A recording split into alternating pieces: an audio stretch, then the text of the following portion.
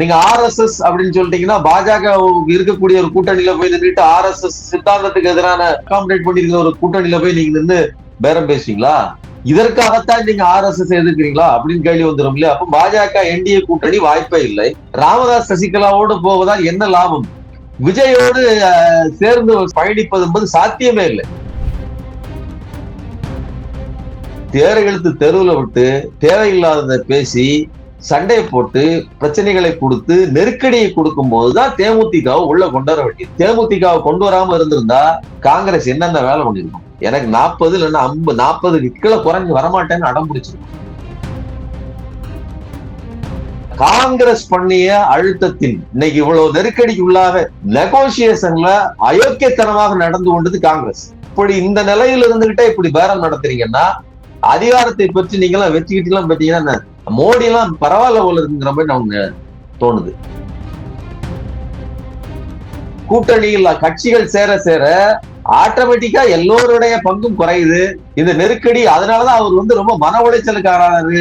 பெரிய நம்பர்லாம் வரும்னு எதிர்பார்க்காதீங்கன்னு சொன்னார். நீங்க முத நாள் வீடியோல பேசும்போது திருமாவளவர்கள் என்ன சொன்னார்?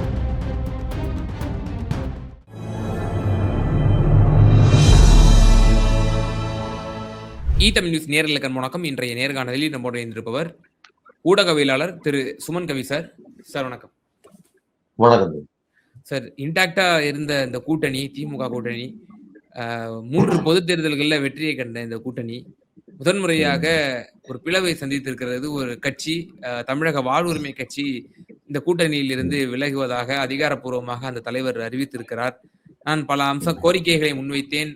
அதையெல்லாம் பொருட்படுத்தாமல் பெரிய மனப்பான்மையோடு இந்த திமுக செயல்பட்டது என்றும், அதிகாரிகள் எங்களுக்கு எதிராக திமுக முதலமைச்சரிடம் போட்டு கொடுக்குறாங்க, அந்த அதிகாரிகள் எல்லாம் RSS அதிகாரிகளாக இருக்கிறார்கள், RSS அதிகாரிகளுடைய பேச்சுக்களை கேட்கிறது திமுக அப்படிங்கிற ஒரு விமர்சனத்தையும் முன் வச்சிருக்கிறாரு. இப்படிப்பட்ட பல விமர்சனங்களை முன் வச்சு நான் சீட்டை கூட வாங்க மறுக்கிறேன், நிபந்தனையற்ற ஆதரவு கொடுக்குறேன், என்னோட கோரிக்கைகள் நிறைவேற்றுங்கன்னு சொல்லி 10 கோரிக்கை கொடுத்தேன். அதுல அவர்கள் ஒண்ணு கூட அவர்கள் செவி சாய்க்க விரும்பல. நீ எல்லாம் கோரிக்கையை வைக்க வந்துட்டியாங்கிற அளவுக்கு அவங்க என்ன உதாசீனப்படுத்திட்டாங்க அப்படின்னு சொல்லி விலகி இருக்கிறாரு. எப்படி பார்க்கிறீங்க? இல்ல, இது இந்த விலகல் என்பது அவருக்கு இருந்த டிமாண்ட். அது ஏற்கனவே நமக்கு கொஞ்சம் தெரியும். ஆனால் அது என்ன சொல்றதுன்னா, திமுக அதை செவி சாய்க்கவில்லை அப்படிங்கிறதுல நிர்வாக ரீதியான சிக்கல் இருக்குங்க. இப்ப நீங்க RSS சார்ந்த அதிகாரிகள் அப்படின்னு சொல்றாங்க. இன்னைக்கு RSSங்கிறது அதிகாரிகள் மட்டத்துல, அதற்கு கீழே வேலை செய்கிற அரசு பணியாளர்கள் எல்லா மட்டத்திலயும் இருக்கிறாங்க. நீங்க அவங்க சொல்றதை கேட்டுக்கிட்டு இவர் ஆடுறாரு அப்படி கிடையாது. நாம என்ன சொன்னாலும் அதை அவர்கள் கேட்டுக்கிட்டு செயல்படுத்துறதுக்கான சூழல் இருக்குல்ல. முழு கட்டுப்பாடு அப்படிங்கிறது ஒரு நெருக்கடியான சூழல்ல இருக்குது. பாஜக, அது குறிப்பா RSS எல்லா திசைகள்லயும் நிக்குது. இப்ப இந்த கேள்வியை கேட்டவுடனே உடனே அவர்களை கட்டுப்படுத்துகிற அதிகாரம் நீங்கள் இருக்குல்ல, அப்படி கிடையாது. நீங்க 5 பேர் கொண்ட ஒரு குடும்பத்துக்குள்ள ஒருத்தன் தருதலையாவோ ஒருத்தன் அவன் நினைச்சதை செய்யணும்னு நினைச்சாலும் அதுதான் நடந்துட்டு இருக்கும். நீங்க குடும்பத்தை முற்றிலுமாக கட்டுப்படுத்துறது சாதாரண விஷயம் கிடையாது. அப்ப எதுல முரண்பட்டார், எதுல பிரச்சனை, எந்த அதிகாரி செய்தார் அப்படிங்கிறது அவர்களுக்கு அப் டு தேர் கன்சர்ன், அவர்களுக்கு மட்டும்தான் தெரியும். ஆனா இப்போ இருக்கிறதுங்கிறது அவர் அறிவிப்பு, அது அதிகாரப்பூர்வமா சொல்லிக்கிறாரு தவிர, கண்டிப்பா நான் என்ன சொல்றேன்னா, இது ஒரு இன்க்ளூசிவ் அலையன்ஸ். ஸ்டாலின் அவர்களை பொறுத்தவரையிலும் நேரடியாக இதை டீல் பண்ணி வேல்முருகன் அவர்கள்ட்ட பேசி இதை சால்வ் பண்ணுவாருங்க என்னுடைய கருத்து. இன்னும் கூடுதலா என்ன சொல்றேன் அப்படின்னா, ஒரு வன்னியர் சார்ந்த ஒரு கட்சி ஒரு முக்கிய ஒரு பங்கு திமுகவில் வேண்டும் அப்படிங்கிறத அவர் நினைப்பார். பெரும்பகுதி வன்னியர்கள் நேரடியாக திமுகவுக்கு வாக்களிப்பதற்கு ஒரு பெரிய கூட்டம் இருக்குது. அவங்க வாக்களிப்பார்கள். இருந்தாலும் அவர்களுக்குன்னு ஒரு ரெப்ரசன்டேட்டா ஒரு ஆள் வேண்டும் அப்படிங்கிறதுல அவர்களுக்கு மாற்று கருத்து இருக்காது. அதனால ஏன் சொல்றேன்னா, ராமதாஸ் அவர்கள் தனியா களமாடும் போது, அன்புமணி எதிர்த்தரப்பில் இருக்கும் போது அவர்களை முற்றிலுமா இவர் எதிர்த்துருவார் அப்படி சொல்ல வரல. ஒரு ரெப்ரசன்டேஷன். அப்ப இந்த கட்சியை தன் பக்கத்தில் வைத்துக் கொள்ள வேண்டும் அப்படிங்கிறதுல கவனமாக இருப்பார் முதல்வர். அது இவரை விட்டு கொடுப்பதால் அது லாபம் இல்லை அப்படிங்கிறது அவருக்கு தெரியும். அதனால கண்டிப்பாக அதை அவருடைய குறைகளை கேட்டு பரிசீலித்து அதற்கு ஏற்ற மாதிரியான தீர்வுகள் கொடுக்கப்படும். இது ஒரு இடைக்கால அறிவிப்பு அப்படின்னு தான் நான் நினைக்கிறேன். இல்ல இன்னும் நீங்க வந்து நம்புறீங்களா சார்? இவர் வந்து போக மாட்டாரு. இன்னும் வேட்பு மனுக்கு நாட்கள் இருக்கின்றன.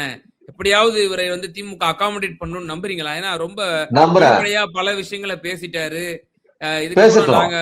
ப நாங்க வந்து எல்லா நிர்வாகிகள்ட்டயும் கலந்து ஆலோசிச்சு, அடுத்தபடியா நாங்க வேற ஒரு நடவடிக்கையில ஈடுபட போறோம்ன்னு சொல்லிட்டாரு. கரெக்ட். யார்கிட்ட அவங்க போவாங்க? இல்ல நான் சொல்றது வந்து இதை விட்டா வேற வழி இல்ல அப்படி பேசல. லாஜிக்கா பேசுவோம்.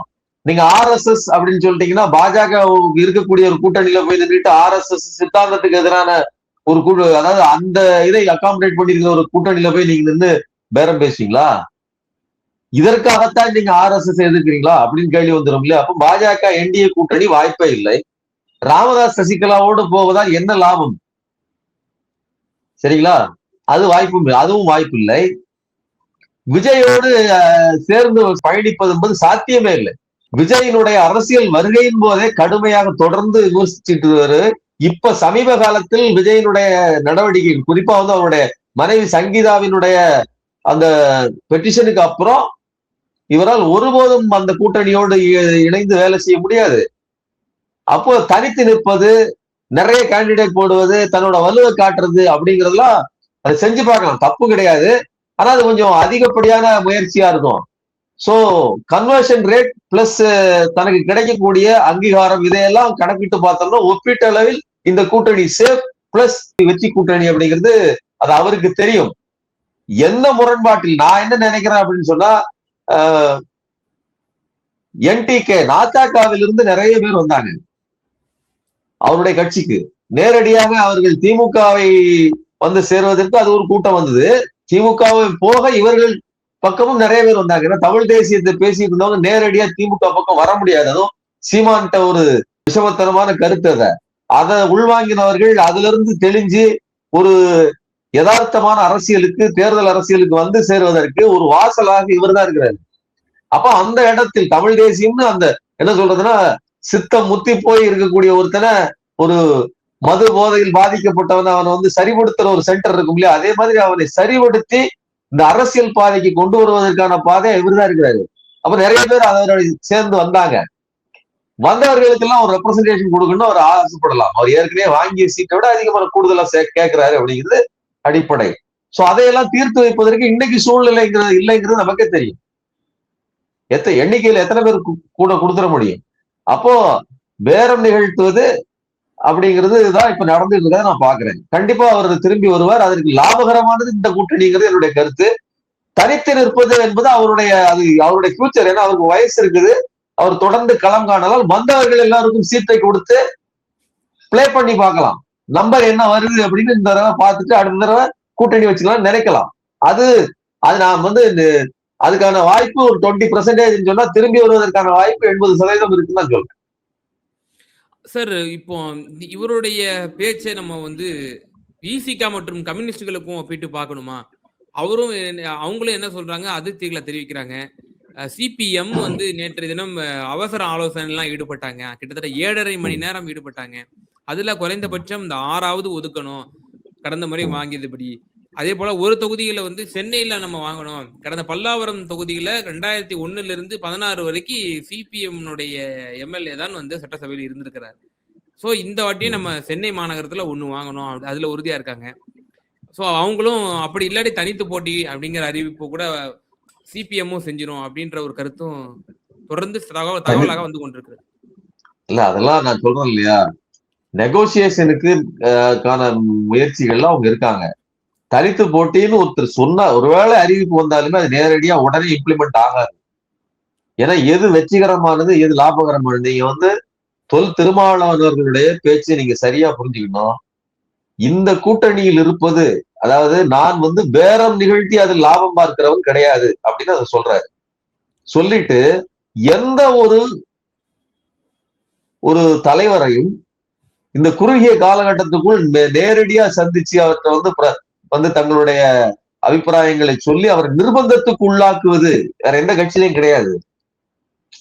இப்போ இதே நெருக்கடி நீங்க திமுக குறைத்து கொடுக்கிறது அல்லது ஏற்கனவே கொடுத்ததை நம்பரை தான் கொடுக்குது அல்லது ஒரு சீட்டை குறைக்குதுங்கிறது ஒரு பிரச்சனைனா, இங்க போன தடவை வாங்கினதை விட 3 சீட்டு 4 சீட்டு 5 சீட்டு எக்ஸ்ட்ரா வாங்கணுங்கிற பிளானோட அவங்க இருந்திருப்பாங்க. ஏன் அப்படின்னா அவ்வளவு டிமாண்ட் அங்க ஏற்கனவே இருக்கும். சரிங்களா? இப்ப இதே பிரச்சனை தான் எல்லாருக்கும் இருக்குது.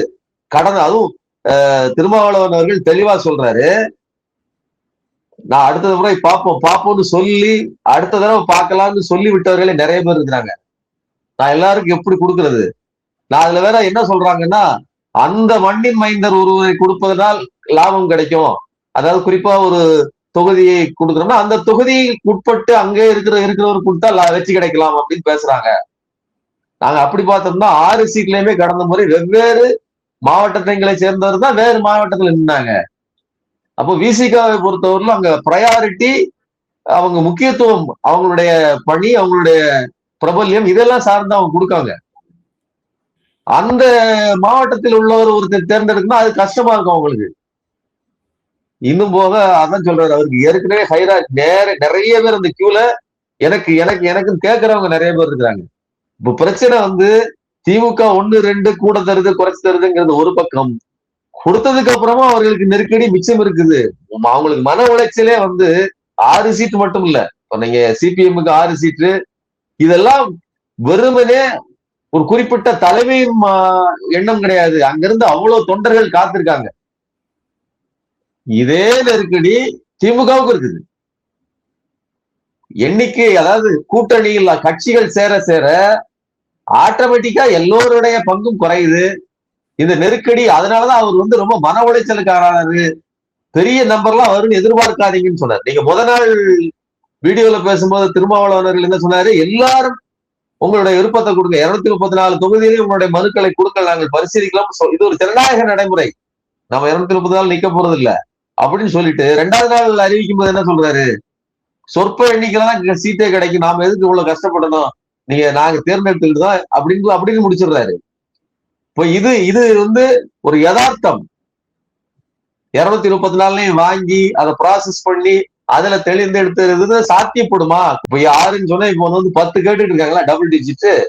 அதுல இருந்து இவங்க திமுக 7ஓ 8ஓ அதை நெகோசியேட் பண்ணிட்டு இருக்காங்க. ஏதாவது ஒண்ணுல முடியும். 7 இல்லைன்னா 8 தான் விசிகா ஃபைனல் பண்ணணும்னு என்னுடைய கருத்து. திமுக 7க்கு முயற்சி பண்றாங்கன்னு கேள்வி. ஆனால் 8 கொடுப்பது அதுவுமே போதாது மீன்ஸ் அங்க வரிசையில நிக்கிறாங்களே அத்தனை பேர். நான் இது பண்ணி அப்போ ஒரு கட்சி தலைவராக அவர் மனம் உடைஞ்சு வருத்தப்படுறதுன்றது வெறுமனே இந்த கூட்டணி மட்டும் இல்ல, கீழே டிமாண்ட் பண்றவங்களையும் சேர்த்துதான் வருத்தப்பட உள்ளாகுது. நீங்க நம்ம பேசி முடிச்சோட கீழே கமாண்ட்ல நிறைய பேர் பேசுவாங்க, பெரிய எண்ணன் மனப்பான்மையில் திமுக. அப்படி நடக்கிறதா இருந்தா ஏங்க இத்தனை கட்சி சேர்க்குது? அப்படி கமாண்ட் பண்றவங்களுக்கு கொஞ்சமாவது பகுத்தறிவு இருந்தால் ஏன் இத்தனை கட்சிகளை இன்க்ளூஸ் பண்ணணும்? பெரிய எண்ணன் மனப்பான்மைங்கிறது அதாவது பண்ணையார் மனோநிலைன்னு பேசுறாங்க. அதை ஒழித்து கட்டுவதற்காக வந்த கட்சி தான் இது. சரிங்களா? பண்ணையார்களின் கட்சி உதய சின்னத்தில் போட்டியிட வலியுறுத்துவதே அந்த பெரிய எண்ணன் மனப்பான்மை வராதா? இல்ல அப்படி இல்லைங்க. அதாவது இங்கன்னு ஒரு மரபு இருக்குது. இங்க ஏன் இந்த மரபு மாறவே மாறாது, மாற்றவே கூடாதுன்னு கிடையாது. சனாதனத்தின் மரபே நம்ம மாற்றலாம். இங்க பிரச்சனை என்னன்னா, மாநிலத்தில் சுயாட்சி, மத்தியில் கூட்டாட்சி. அதோட பொருள், நீங்க ஒரு வலிமையான ரீஜனல் பார்ட்டி இருந்தால் மட்டும்தான் ஒன்றியத்துல நீங்க சண்டையிட முடியும், நீங்க ஒரு டிமாண்ட வைக்க முடியும். இல்ல நாங்க பகிர்மானம். இது பாஜக, வலதுசாரிகள் அல்லது தேசிய கட்சிகள் வைக்கிற கூட்டணி என்னன்னா, தேசியத்தில் வலிமையான இது வேணும், அங்க கூட்டணி வைக்க கூடாது. ஆனா கீழே நீங்க பகிர்ந்து கொடுக்கணும், நீங்க அதிகாரத்தை பகிர்ந்து கொள்ளணும். இது யார் விரும்புறா? தேசிய கட்சிகள் விரும்புது. சிறு கட்சிகள் சொல்லும், ஏன்னா சிறு கட்சிகள் அதை அதை அவங்க ப்ரையாரிட்டியா வச்சுக்கலாம். இப்ப நாம சொல்றது என்ன அப்படின்னா, இங்க ஒரு வலுவான கவர்மெண்ட் வேணும் அப்படின்னு சொன்னா, இங்க ஏதாவது ஒரு கட்சி, நீங்க அது திமுகன்னு கிடையாது, அதிமுக கொடுத்துருமா? இன்னைக்கு எடப்பாடி பழனிசாமி இத்தனை தடவை போய் அங்க காத்து கிடக்கிறாரு. ஜெயலலிதாவின் இந்த ஆளுமையை கேள்விக்குறியாக்கிட்டாரு. அமித்ஷா வீட்டில் காத்திருந்து அவர்களிடம் பேச்சுவார்த்தை நடத்துவதற்கு அங்க இருந்து வர வேண்டியிருக்குது. 2021 அமித்ஷா இங்க வந்தாரு. இங்க கூட நெகோசியேஷனை குறைத்து கொள்ளவே இல்லை எடப்பாடி பழனிசாமி. ஆனா இந்த முறை அதே தான் நடக்கும். ஆனா அதிமுக தன்னுடைய இரட்டைகளில் தான் நிற்பதற்கு பல கட்சிகளை கேட்கும், சிறு கட்சிகளை. இதெல்லாம் பெரிய எண்ணன் மனப்பான்மை அப்படின்னு நம்ம சொல்லக்கூடாது. ஒரு ரீஜனல் பார்ட்டிக்கான பவர், அதை உறுதிப்படுத்திக் கொள்வது இல்ல. பவர் ஷேரிங் சொன்னோம்னா அது அது என்ன சொல்றதுன்னா, அது உண்மையான பவர் ஷேரிங்கா இருக்காது.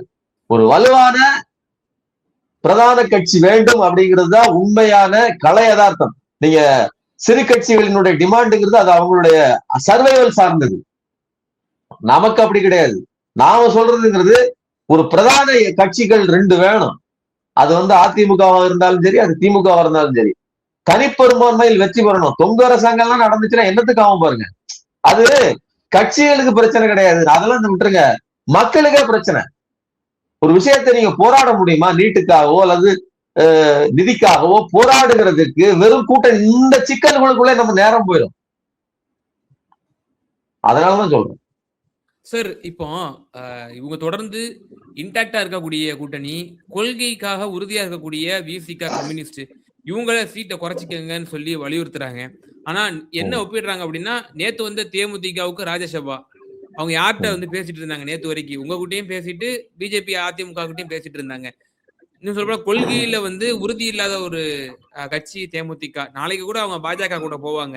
ஆனா எக்காரத்தை கொண்டும் திமுக ஒரு தோல்வி முகத்தில் ஒரு வேலை அப்படி அந்த மாதிரி ஒரு தேர்தலை சந்தித்தால் கூட இவர்கள் பாஜக எதிர்ப்புல விசிகாவும் சிபிஎம்மும் உங்களோட உடன் இருப்பாங்க. ஆனா அந்த கட்சிக்கு நீங்க குறைக்கணும்னு சொல்றீங்க. தேமுதிகவுக்கு நீங்க ஒரு ராஜ்யசபாவை கொடுத்து தக்க வச்சுக்கிட்டீங்க. கூடுதலான தொகுதிகள் கொடுக்கப்படும் செய்திகள் வருது. காங்கிரஸுக்கும் 28 கொடுத்துட்டீங்க, 3 சீட்டை கூட கொடுத்துருக்கீங்க. அப்ப அதுக்கு என்ன ஜஸ்டிபிகேஷன்? அவங்களுக்கு நீங்க கூட கொடுத்துட்டு இவங்களை குறைக்கணும்னு சொல்றீங்கன்னா, அப்ப திமுகவே மதசார்பற்ற கட்சிகளை ஒடுக்க வேண்டும், அவர்களை வளர விடக்கூடாது அப்படிங்கிற ஒரு மனப்பான்மையில் இருக்கிறதாங்கிற ஒரு கேள்வி அப்பட்டமாக முன்வைக்கப்படுகிறது. இல்ல, நீங்க பேசுறதுலயே முரண்பாட பாருங்க. மற்ற கட்சிகளை இன்க்ளூசிவ் கொண்டாந்தா அது பெரிய மனப்பான்மை இல்லையா? தேமுதிகவும் உள்ள வரட்டும், கமலஹாசனும் வரட்டும், எல்லாரையும் உள்ள வச்சுக்கிட்டோம் நினைக்கிறது பெரிய மனப்பான்மையா? அப்ப அதுல முரண்பாடு இருக்கு. இன்னொன்னு, திமுக ஒருவேளை பவர் பாலிடிக்ஸ் பண்ணுது, தன்னுடைய வலிமையை அல்லது தன்னுடைய அதிகாரத்தை நிறுவனம் நினைச்சதுன்னா 40 இடங்களில் வெற்றி பெறுக ஆற்றல் பெற்ற ஒரு கூட்டணியை உருவாக்குகிற கட்சி. நீங்க காங்கிரஸுக்கு 2024 ஏன் அவ்வளவு இடங்கள் ஒதுக்கணும்? அவர்களுக்கு இன்னைக்கு நீங்க காங்கிரஸ் பண்ண அதே தில்லுமுள்ளு வேலைகளை திமுக பண்ணக்கூடாதா? 2029 அது அதாவது செய்யுமா செய்யாது? நான் சொல்றேன் செய்யாதுங்க. பல பேர் என்ன நினைக்கிறாங்க, திமுக காங்கிரஸ் அந்த இடத்தில் பழுதிருக்காது. அவர்களை பொறுத்தவரைக்கும் இன்க்ளூசிவா வெற்றி மொத்தமா பெறணும். அவர்களை பொறுத்தவரை நாங்க வார்த்தையை எதுக்காக சொன்னா, அவர்கள் தான் தனிப்பட்ட அமைச்சர்கள் கிடையாது. ஒரு பிலாசபிக்கல் பேக்ரவுண்டோட இருக்கக்கூடிய தலைமை, குறிப்பா ஸ்டாலின். அவர் காங்கிரஸை நாங்க 2029 பழுதித்துறோம்னு சொல்லற. பெரிய இடன் மனப்பான்மைனா உங்களை ஏதாவது நெகோசியேஷன்ல மாற்றம் இருக்குங்க, ஆனா பவர் பாலிடிக்ஸ் பண்ணக்கூடாது. ஆனால் ராகுல் காந்தி இந்த முறை பண்ணியதுங்கிறது ரொம்ப சில்லறத்தனமான வேலை. அதை நான் அடிச்சு சொல்லுவேன். இது ஒரு தேசிய கட்சிக்கு ஒரு பெரிய அவமானம். இன்னும் கூடுதலா சொல்றேன், செல்வ பெருந்தகை அவருடைய தன்மையில் நெகோசியேட் பண்ணி ஈஸியா பேசியிருந்தாலே இன்னும் 3 சீட்டு அதிகமா வாங்கியிருக்க முடியும். 30-31 சீட்டுகளை அவர் வாங்கியிருப்பார். ஆனா தேர்தெழுத்து தெருவில் விட்டு தேவையில்லாததை பேசி சண்டையை போட்டு பிரச்சனைகளை கொடுத்து நெருக்கடியை கொடுக்கும் போதுதான் தேமுதிக உள்ள கொண்டாட வேண்டியது. இது 2. அதாவது இப்போ உங்களுடைய எண்ணிக்கை, நீங்க தேமுதிகவை கொண்டு வராம இருந்திருந்தா காங்கிரஸ் என்னென்ன வேலை பண்ணிருக்கும்? எனக்கு 40 இல்லைன்னா 40 கீழே குறைஞ்சு வரமாட்டேன்னு அடம் பிடிச்சிருக்கும். அப்ப இத செக் அண்ட் பேலன்ஸ் பண்றதுக்கு கூட ஒரு கட்சி வந்துட்டு போட்டோம், அந்த கட்சிக்கு இருக்கக்கூடிய அந்த எண்ணிக்கையை நமக்கு சேரதானே செய்யுது. நான் ஏதோ முன்னாடியும் சொல்லியிருந்தேன், தேமுதிகவுக்கு 1000 ஓட்டு ஒரு தொகுதியில் கிடைக்கும். சிம்பிளா சொல்றேன் அப்படின்னா, அது அதிமுக கூட்டணியில இருந்தா அதிமுகவுக்கு 1000, அது 10,000 ஓட்டு அதிமுக ஓட்டு, 1000 ஓட்டு இவங்க ஓட்டுனா 11,000 ஓட்டு. இன்னைக்கு நம்மகிட்ட 10,000 இருக்கு, அவங்க கிட்ட இல்லைன்னா நம்மகிட்ட ஒரு 10,000 இருக்கு, அவர்கிட்ட ஒரு 11,000 இருக்கு. அந்த 1000 இங்க கொண்டாந்தீங்கன்னா அவர்கள் 10 அதாவது 1000 குறையும், நமக்கு 1000 ஏறிடும். சரிங்களா? நம்ம மேல போயிருவோம். அதாவது 2 அடுக்குல ஒரு 10,000 அந்த 1000 இங்க குறையும், இங்க 1000 ஏறுங்குது, 2000 ஏறிடுச்சுன்னா புரியுதா உங்களுக்கு? புரியுதுல உங்களுக்கு? இல்ல புரியுது. 100 ஓட்டும் 1000 ஓட்டும் ரொம்ப எந்த அளவுக்கு முக்கியத்துவம் வாய்ந்ததுன்னு நீங்க அது வந்து சொல்றீங்க. அப்படி இருக்கும்போது அந்த அடிப்படையில் அந்த கூட்டணியில இருந்து ஒருத்தர் எடுத்துட்டு வர உங்களுக்கு நான் வந்து காங்கிரஸ் பண்ணிய அழுத்தத்தின் இன்னைக்கு இவ்வளவு நெருக்கடிக்கு உள்ளாக இன்னைக்கு திமுக மேல தூக்கி எல்லாத்தையும் வைக்கிறாங்க. திமுக பெரிய எண்ணம் நெகோசியேஷன்ல அயோக்கியத்தனமாக நடந்து கொண்டது காங்கிரஸ். ஏதாவது ஒரு ஜென்யூனிட்டி இருக்கா? நான் வந்து அதாவது உகந்த மனோநிலையில் இருக்கக்கூடிய எந்த தலைவர்களையும் சொல்லுங்க. நான் சொல்றது நீங்க கோபண்ணாவா இருக்கட்டும், அல்லது செல்வ பெருந்தகையா இருக்கட்டும், அல்லது பாச்சிரம், இந்த இன்க்ளூசிவ் இந்த பாலிடிக்ஸ் இங்க இருக்கக்கூடிய என்வரான்மெண்ட் இதை புரிஞ்சுக்கிட்டவங்களுக்கு வேற. சோடங்கர் இன்னைக்கு வரல என்ன பண்ணிட்டு இருக்காரு? அல்லது மாணிக்கம் தாக்கூரனுடைய ஆட்டிடியூட் என்னங்க? என்னென்னலாமோ அது பாரதியார் கவிதை போடுறது, இப்படியெல்லாம் நடந்துகிட்டு ஒரு என்ன சொல்ற இதை விட பெரிய மனப்பான்மை. நீங்க இன்னைக்கு நான் என்ன சொல்றேன், இப்படி இந்த நிலையில இருந்துகிட்டே இப்படி பேரம் நடத்துறீங்கன்னா அதிகாரத்தை பற்றி நீங்க எல்லாம் வச்சுக்கிட்டு எல்லாம் பாத்தீங்கன்னா மோடி எல்லாம் பரவாயில்ல போல இருக்குங்கிற மாதிரி நமக்கு தோணுது. அப்படிப்பட்ட ஒரு உழவியலை இந்த காங்கிரஸ் பண்ணிடுச்சு. இன்னைக்கு இத்தனை சிறு கட்சிகளும் நெருக்கடிக்குள்ளாகி மனவேதனையில் அப்படியே இருக்கிறதுக்கு காரணம் தேமுதிக கிடையாது. தேமுதிக நீங்க சொன்ன மாதிரி இங்க வராங்க போனா ஒரு விஷயம் சொல்றாங்க, தேமுதிக எங்கள் போகாதீங்க. அப்படி போனுச்சுன்னா அது அழிவுதான் அவங்களுக்கு. ஏன்னா ஒண்ணு அவங்க இன்பேலன்ஸ் தான் இருக்காங்கிறது அதுல மாற்றுக்கிறது இது வரைக்கும். நம்பகத்தன்மையான ஒரு தலைமை வேணுங்க. உங்களை 2 முறை நீங்கள் கேள்வி கேட்டும் ராஜ்யசபா கொடுக்கப்படல. உங்களுக்கு வாங்க நாங்க கொடுக்கணும்னு சொல்லி சொன்னபடியே கொடுத்தாங்க இல்லையா? சோ இந்த ஜெனியூனிட்டி ஸ்டாலின்ட்ட இருக்குது, இந்த பெருந்தன்மை ஸ்டாலின்ட்ட இருக்குது. இது தேமுதிகவுக்கு தெரிந்திருக்குது. இப்ப நான் என்ன சொல்றேன்னா நெகோசியேஷன்ங்கிறது முன்ன பின்ன இருக்கும். ஆனால் எல்லாருக்கும் நெருக்கடியை யார் கொண்டு வந்தது? காங்கிரஸ் தான் கொண்டு வந்துச்சு. இன்னைக்கு தேமுதிக நமக்கு தேவை கிடையாது. நான் சொல்ல தேமுதிக இன்னைக்கு வந்துருச்சு. தேமுதிகவின் வாக்குகள் கூடுதலாக வேலை செய்யும். சீட் கன்வர்ஷன்ல அதிகமா வேலை செய்யும். நான் ஏற்கனவே பதிவு பண்ண மாதிரி 10 சீட் வாங்க 5 சீட் ஜெயிக்கிறத விட 8 சீட் வாங்கி 7 சீட் ஜெயிக்கிறதுங்கிறது strike rate is very very important. இன்னைக்கு தேமுதிகவின் வாக்குகள் எல்லா தொகுதியிலையும் வேலை செய்யும். அது விழுப்புரமா இருந்தாலும் வேலை செய்யும், அது நாகப்பட்டினமா இருந்தாலும் வேலை செய்யும், எல்லா இடத்துலயும் அதோட பவர் வேலை செய்யும். அதே மாதிரி அவர்களுக்கு விசிகாவின் வாக்குகள் வேலை செய்யும். ஆனா இதனுடைய ஆரம்ப காரணகர்த்தா யார் அப்படின்னா நான் காங்கிரஸ் தான் சொல்லுவேன். இன்னைக்கு எல்லா விழுப்புங்களையும் நெஞ்சில தாங்கிட்டு பெரிய மனப்பான்மையில அப்படியே நடந்துட்டு இருக்குது. ஜெயலலிதா பண்ணாத அரசாங்கமா அல்லது இன்னைக்கும் போய் பாஜக வீட்டுக்கு அங்க காத்து கிடக்கிறாரு எடப்பாடி பழனிசாமி, யார் தலைவர்னே தெரியல. இதை விட பெரிய மனப்பான்மை உங்களுக்கு எடுத்துக்காட்டு வேணுமா? அல்லது பண்ணையார் கூட கேக்குறாங்க, அந்த ஒரு சீட்டு கூட கொடுக்க முடியாதா சிபிஎம்க்கு? ஏங்க நான் தான் சொல்றேன், சிபிஎம்க்கு கொடுக்கறது கொடுக்காததை பத்தி நான் பேசல. இப்ப அது வந்து நெருக்கடிக்குள்ளாகி இருக்குது. புரியுதா உங்களுக்கு? நீங்க பெரிய மனப்பான்மைங்கிற வார்த்தைக்கு என்ன பொருள்னு பாருங்க. ஜெயலலிதா பண்ண மாதிரியா? இன்னைக்கு மோடி அமித்ஷா செஞ்சுக்கிட்டு இருக்கிற மாதிரியா?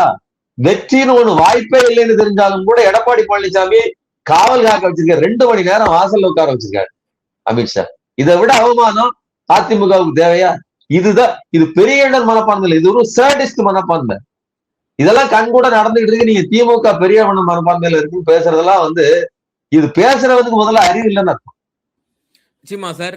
சமகால அரசியல் சூழ்நிலை குறித்து ரொம்ப தெளிவா எங்க நேயர்களுக்கு உங்களோட கருத்துக்களை பண்ணீங்க. மிக நன்றி. நன்றி.